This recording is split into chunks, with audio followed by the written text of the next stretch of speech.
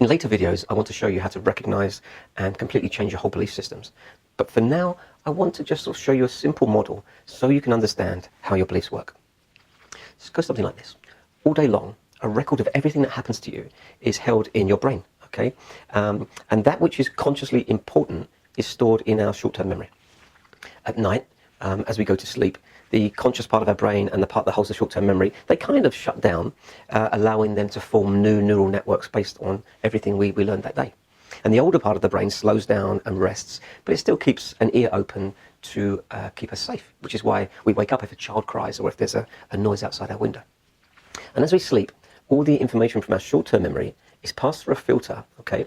And an unconscious decision is made on whether we keep that knowledge and store it away as long-term memory, so we can use it again sometime in the future, or whether we choose to just delete it because it was labeled as serving no purpose, which goes in the bin.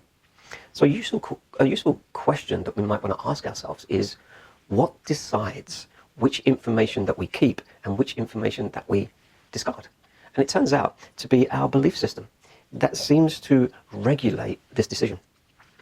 Any information in line with your beliefs seems to be kept, and anything to the contrary is deleted.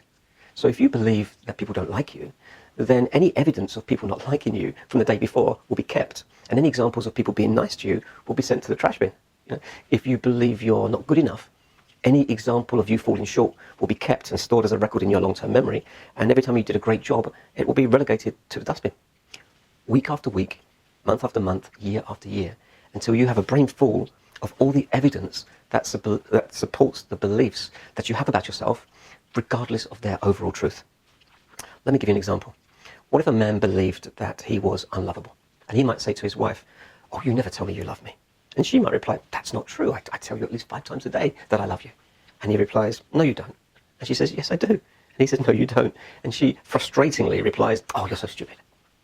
And she may well have told him 5 times that day that she loved him. But each night as he slept, okay, his unconscious mind used his old belief system to choose what to keep and what to throw out. And he'll be keeping any evidence to support his unlovableness. So the time she said, "You're so stupid," gets saved. And the 5 times she said, "I love you," they go straight into the trash can. And that's just one belief. I'm unlovable. Potentially, we may have dozens like this. I'm not good enough, funny enough, clever enough, strong enough, all the enough stories.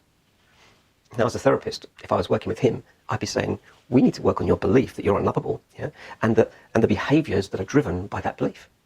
And if I was working with his wife, I would be saying, don't just tell him you love him, write it down, send him a card, leave a trail that he can see each day until his belief system changes.